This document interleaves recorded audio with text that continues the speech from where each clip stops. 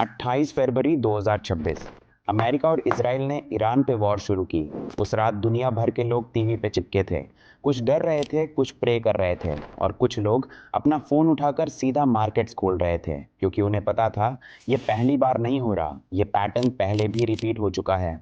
उस एक रात में ब्रेंट क्रूड ऑयल का प्राइस $70 से उड़ के $85 पर बैरल हो गया। पेट्रोल पंप पे असर आया, डिफेंस स्टॉक्स रिकॉर्ड हाई पे पहुंचे, गोल्ड ऊपर गया और बिटकॉइन पहले 4% गिरा, फिर 48 घंटे में वापस। जिन्हें पता था ये होगा वो तैयार थे, जिन्हें नहीं पता था वो सिर्फ न्यूज़ देख रहे थे। आज हम वो सब समझेंगे जो तैयार लोग जानते हैं। वॉर, एआई, क्रिप्टो, ऑयल और रियल एस्टेट, ये सब एक ही चेन के अलग लिंक्स हैं। एक हिला बाकी सब मिलते हैं।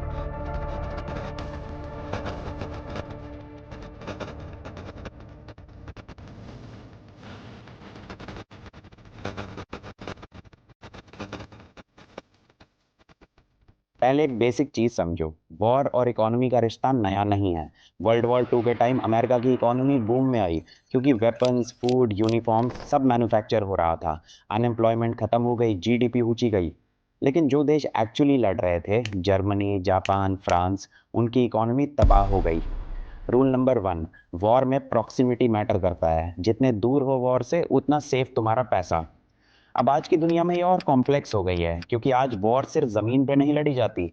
साइबर वॉर्स हैं, सैंक्शंस हैं, सप्लाई चेन डिसरप्शंस हैं, और इन सब का डायरेक्ट असर आता है एआई पे, क्रिप्टो पे और तुम्हारी पॉकेट पे। यूक्रेन वॉर का एग्जांपल लो, रशिया पे सैंक्शंस लगे, स्विफ्ट बैंकिंग सिस्टम से रूस को बाहर किया, मतलब रशियन बैंक्स दुनिया के बाकी बैंक से डिस्कनेक्ट हो गई। तो रशियंस ने क्या किया? क्रिप्टो की तरफ भागे, बिटकॉइन और यूएसडीटी, क्योंकि ये कोई रोक नहीं सकता, कोई गवर्नमेंट नहीं, कोई बैंक नहीं। यहाँ पहली बार क्लियरली दिखा, क्रिप्टो वॉर में एक पैरेलल फाइनेंशियल सिस्टम की तरह काम कर सकता है। ये सबसे कंफ्यूजिंग पार्ट है, क्योंकि वॉर में क्रिप्टो का बिहेवियर अनप्रेडिक्टेबल लगता है। तो मैं तुम्हें डेटा से समझाता हूँ, फीलिंग से नहीं। पैटर्न 1, पहले क्रैश फिर रिकवरी। अप्रैल 2024 ईरान ने इसराइल पे डायरेक्ट मिसाइल अटैक किया, बिटकॉइन एक रात में 8% गिरा, इथेरियम और सोलाना और भी ज़्यादा गिरे, कुछ ऑल्ट कॉइन्स ने 20% तक खोया। लेकिन 48 घंटे में मार्केट रिकवर हो गई, जब क्लियर हुआ कि फुल स्केल वॉर नहीं होगी। यूक्रेन गवर्नमेंट ने खुद वॉर फंडिंग के लिए क्रिप्टो डोनेशंस मांगी। एक हफ्ते में $100 मिलियन से ज़्यादा आया। बैंक से नहीं, बॉर्डर से नहीं, सीधा वॉलेट टू वॉलेट। जब ट्रेडिशनल फाइनेंशियल सिस्टम फेल होता है या बंद होता है, क्रिप्टो एक पैरेलल सिस्टम की तरह काम करता है। ये इसका सबसे बड़ा स्ट्रेंथ है। लेकिन एक वार्निंग ज़रूर, वॉर में क्रिप्टो में ब्लाइंडली मत जाओ, वॉलेटिलिटी एक्सट्रीम होती है। सिर्फ वो लगाओ जो खोने की कैपेसिटी हो। अब आते हैं सबसे एक्सप्लोसिव पार्ट पे, एआई और वॉर का डायरेक्ट फाइनेंशियल कनेक्शन। नवंबर 2025 में एक रिपोर्ट आई, दुनिया में अभी 56 एक्टिव कॉन्फ्लिक्ट चल रहे हैं, वर्ल्ड वॉर टू के बाद सबसे ज़्यादा। और इन सब में एक चीज़ कॉमन है, एआई। एआई पावर्ड ड्रोन्स जो खुद टारगेट्स आइडेंटिफाई करते हैं, पैलेंटर का एआई सॉफ्टवेयर जो इंटेलिजेंस एनालाइज करता है, फेस रिकग्निशन जो एनिमी सोल्जर्स को आइडेंटिफाई करता है। ये सब यूक्रेन में एक्चुअल यूज हुआ। अब पैलेंटर की बात करते हैं, क्योंकि ये एक केस स्टडी है इन्वेस्टर्स के लिए। Q2 2050 में पैलेंटर का रेवेन्यू $1 बिलियन से ज़्यादा था, 48% ऊपर ईयर ओवर ईयर। नेटो ने फॉर्मली पैलेंटर का एआई मिलिट्री सिस्टम अडॉप्ट किया, नेवन स्मार्ट सिस्टम। और अमेरिका की आर्मी ने $10 बिलियन का मल्टी ईयर डील साइन किया। पैलेंटर स्टॉक 2024 से 500% से ज़्यादा ऊपर गया है। लेकिन ये सिर्फ पैलेंटर की बात नहीं है, एक पूरा सेक्टर इमर्ज हो रहा है, एआई डिफेंस टेक। और इस सेक्टर में अभी तो सिर्फ शुरुआत है। 2030 तक global AI military market $19 billion तक पहुंचने का एस्टिमेट है। यूएस डिफेंस स्पेंडिंग 2025 में $858 बिलियन रहा, और इसमें से 12% स्पेसिफिकली एआई और ऑटोमेशन के लिए। वॉर अब सिर्फ मिसाइल्स और टैंक्स की नहीं, एल्गोरिदम्स और डेटा की भी है। और इस नई वॉर में जो कंपनीज एआई बना रही हैं, वो नए डिफेंस कॉन्ट्रैक्टर्स हैं। जब भी मिडिल ईस्ट में कुछ होता है, पहली चीज़ जो हिलती है वो ऑयल है। और रीज़न सिंपल है, ईरान के पास स्ट्रेट ऑफ हॉर्मूज है, एक पतले से रास्ते से दुनिया का 20% ऑयल गुजरता है। अगर वो बंद हो, दुनिया भर में ऑयल सप्लाई एक झटके में ख़त्म। ईरान ने स्ट्रेट ऑफ हॉर्मूज बंद कर दिया, मर्स जैसे शिपिंग कंपनीज ने वेसल्स रोक लिए। इंडिया पे सीधा असर, पेट्रोल पंप प्राइसेस बढ़ने लगे, डीजल महंगा हुआ। और डीजल महंगा मतलब ट्रक्स महंगे, गुड्स महंगे, इन्फ्लेशन बढ़ी। मतलब मिडिल ईस्ट में एक मिसाइल, इंडिया में तुम्हारे ग्रोसरी बिल पे असर। ये कनेक्शन समझना ज़रूरी है। वॉर में कौन सी ऑयल रिलेटेड इन्वेस्टमेंट काम आती है? Energy stocks, ONGC, Reliance, Oil India, BP, Shell, Exxon Mobil, ये सब वॉर में बेनिफिट करते हैं। रियल एस्टेट वॉर में दो तरफ से इफेक्ट होती है और ये डिपेंड करता है तुम कहाँ हो और कौन सा रियल एस्टेट है। वॉर जोन के पास रियल एस्टेट तबाह, वैल्यूज क्रैश करती है, कोई खरीदता नहीं। वॉर जोन से दूर सेफ कंट्रीज में रियल एस्टेट ऊपर जाती है क्योंकि लोग अनसेफ जगहों से भागते हैं और सेफ जगह प्रॉपर्टी खरीदते हैं। यूक्रेन वॉर के बाद पोलैंड, रोमानिया और जर्मनी में प्रॉपर्टी प्राइसेस रिकॉर्ड हाई पे गई क्योंकि यूक्रेनी और रशियन रिच लोग वहां भागे। लेकिन एक एंगल और है जो बहुत कम लोग जानते हैं। वॉर में construction materials, steel, cement, copper, ये सब महंगे होते हैं। सप्लाई चेन्स डिसरप्ट होती है, मतलब जो घर अभी बन रहे हैं उनकी कॉस्ट बढ़ जाती है। फ्यूचर में रेडी होने वाले प्रोजेक्ट्स महंगे होंगे। ये रियल एस्टेट इन्वेस्टर्स के लिए एक्चुअली एक अपॉर्चुनिटी है। अभी खरीदो, जब रेडी हो तब प्राइस ज़्यादा होगी। और रीट्स, रियल एस्टेट इन्वेस्टमेंट ट्रस्ट्स, ये एक स्मार्ट ऑप्शन है वॉर में।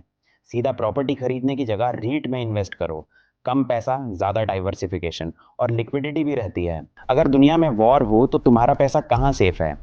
हिस्टोरिकली 4 चीज़ें वॉर में हमेशा ऊपर जाती हैं।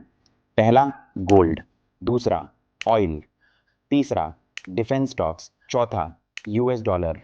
हर वॉर में गोल्ड ऊपर जाता है क्योंकि ये फिजिकल एसेट है, कोई गवर्नमेंट इसे प्रिंट नहीं कर सकती और दुनिया भर में एक्सेप्टेड है।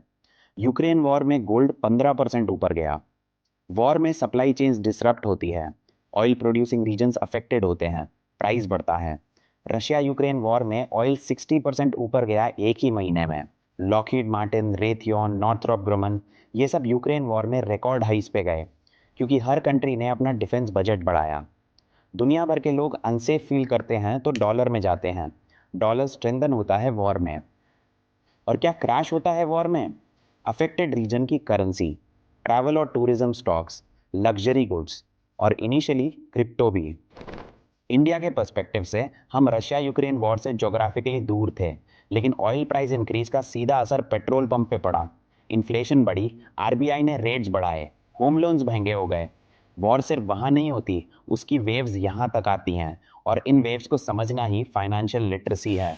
अब एक चीज़ और समझो जो बहुत सीरियस है लेकिन मीडिया पे कम आती है। आज की सबसे बड़ी वॉर बुलेट से नहीं, कोड से लड़ी जा रही है। जून 2025 में इजराइल ने ईरान के लार्जेस्ट क्रिप्टो एक्सचेंज नोबिटेक्स को हैक किया। $90 मिलियन का क्रिप्टो एक झटके में गायब। हैकर्स ने फंड्स को ऐसी एड्रेसेस पे भेज दिया जो मैथमेटिकली अनस्पेंडेबल है, मतलब पैसा किसी को भी नहीं मिला, सिर्फ डिस्ट्रॉय हो गया। ये प्रॉफिट के लिए नहीं था, ये एक वॉर मैसेज था। पहले बैंक सेपा, ईरान का स्टेट ओन बैंक, फिर नोबिटेक्स, सीधा फाइनेंशियल इंफ्रास्ट्रक्चर पे अटैक। साइबर वॉर का मतलब है दुश्मन की इकोनॉमी को सीधा टारगेट करना और क्रिप्टो इस वॉर का नया बैटलफील्ड है।